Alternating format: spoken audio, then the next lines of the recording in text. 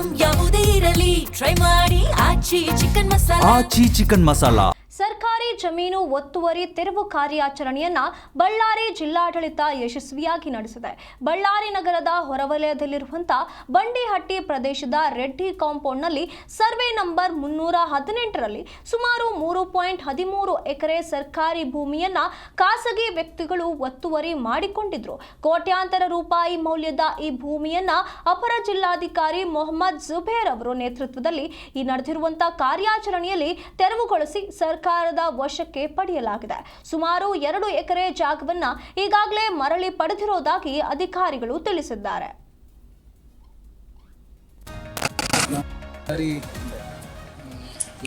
ಇಲ್ಲಿ number 318 TS number 318 ಇದರಲ್ಲಿ ಸುಮಾರು 3 ಎಕರೆ 13 ಸೆಂಟ್ಸ್ ಜಮೀನು ಒತ್ತುವರಿಯಾಗಿದ್ದ ಮಾಹಿತಿ ಇತ್ತು.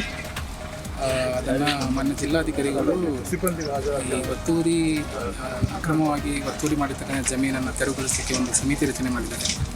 ADC ಅದಕ್ಕೆ ಅಧ್ಯಕ್ಷರು, ಗೂಡಾ commissioner, corporation commissioner, DDLR, OSP, city rural members ಆಗಿರ್ತಾರೆ.